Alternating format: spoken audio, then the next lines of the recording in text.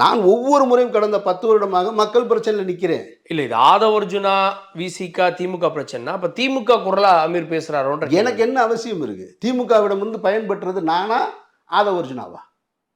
திமுகவோட தொடர்ச்சியாக அண்ணன் ஸ்டாலினோட சைக்கிள் பயணம் போனது நானா, ஆதவ அர்ஜுனாவா? அவருடைய குடும்பத்தோட போட்டோ எடுத்து வச்சிருக்கிறது நானா, ஆதவ அர்ஜுனாவா? நான் என்ன பயன்பெற்ற திமுக ஒன்றும் சொல்ல முடியுமா நீங்க? எங்களை சொல்லக்கூடாது. ஒரு நாளும் நாங்கள் திமுகவின் குரலாக இருக்க மாட்டோம். ஜனநாயக சக்தியின் குரலாகத்தான் நான் இருப்பேன். நான் எனக்கு போய் சேர தெரியாதா? திமுகவில் போய் ஒரு உறுப்பினர் கார்டு வாங்க முடியாதா என்னால்? அந்த எண்ணம் இல்லை. எனக்கு அந்த எண்ணம் இல்லை சார். இறுதியான கேள்வியாக கேட்டுறேன். கங்குவா பார்த்துட்டிங்களா? பார்க்கல சார். பார்க்கலையா? அவ்வளோ தைரியம் இல்லை. கடும் விமர்சனங்கள் வருது. அதை தாண்டி ரிவ்யூகளுக்கே கட்டுப்பாடு கொடுக்கணும் அப்படின்னு தயாரிப்பாளர் சங்கத்தில் வைக்க பேசுகிறாங்க. அது ஏற்புடையதாக பார்க்குறீங்க? அதெல்லாம் சில படங்களை வேணும்னே டேமேஜ் பண்ணுறாங்க. அப்படிலாம் பண்ண முடியாது சார். ஒரு 3 ஷோல காலி பண்ணிடுறாங்க படத்தை. சார் இப்போ எனக்கு வராத விமர்சனமா? கடந்த பிப்ரவரி மாதம் ஒரு குற்றத்தொடர்புல என்னை தொடர்புபடுத்தி எனக்கு வராத விமர்சனமா? என்னை சொல்லாத குற்றச்சாட்டா? அப்படி சொல்லுவதால் ஒருத்தரை வீழ்த்திட முடியாது சார். உண்மை இருக்குமானால்தான். ஒரு குற்றச்சாட்டுக்கு என் மீது குற்றம் சுமத்துவதற்கு உங்ககிட்ட முகாந்திரம் இருந்திருக்கலாம். என்னை குற்றவாளின்னு உங்களை நிரூபிக்கிறதுக்கு உங்ககிட்ட எந்த ஆதாரமும் இல்லை. அப்படி ஒருத்தரை பொய்யா சொல்லி சமூகத்திலேருந்து விலக்கிற முடியாது. அப்படி ஒரு நல்ல படத்தை நல்லா இல்லைன்னு சொல்லி உங்ககிட்ட இருந்து யாரும் விலக்கிற முடியாது. அப்படி யாருமே செய்ய முடியாது. விமர்சனங்களுக்கு திடீர்னு கட்டுப்பாடுன்னா அதெல்லாம் பண்ண முடியாது. ஒவ்வொரு தனி மனிதனும் இன்றைக்கு விமர்சகர் தான். அந்த விமர்சகன் தான் சார் இதுக்கு முந்தின படத்தை பார்த்துட்டு வந்து சூப்பர்னு சொன்னால், அப்போ ஒரு நெகட்டிவ் விமர்சனத்தினால ஒரு படத்தை வீழ்த்திட முடியாது. மக்கள் பார்க்கணுன்னு முடிவெடுத்துட்டா போய் பார்த்துருவாங்க.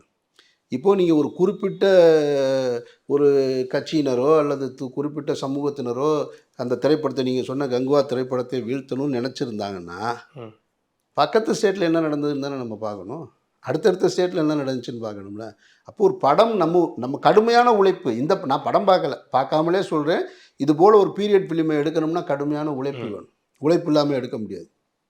அப்போ அந்த நடிகர் கஷ்டப்பட்டு நடிச்சிருக்காரு, காலத்தை செலவழிச்சிருக்காரு, 2 ஆண்டுகளுக்கு மேலே செலவழிச்சிருக்காருன்னா உழைப்பு. இது போன்ற உழைப்பு சில நேரங்களில் பலனும் தரும், வீணாகவும் போகும். இதுக்கு பெரிய உதாரணம் அண்ணன் கமலஹாசன் தான். அவர் கஷ்டப்பட்டு வருத்தி நடித்த படம் குணாவாக இருக்கட்டும், ஆளவந்தானாக இருக்கட்டும், ஹேராமாக இருக்கட்டும், பொருட்செலவோட பல தோல்விகளை சந்திச்சிருக்காரு. அப்போ விமர்சனம் கூடாதுன்னு அவர் சொல்லலை. அவர் அதை கடந்து நீ விக்ரம் கொண்டார், அடுத்த படத்துக்கு போயிட்டார்.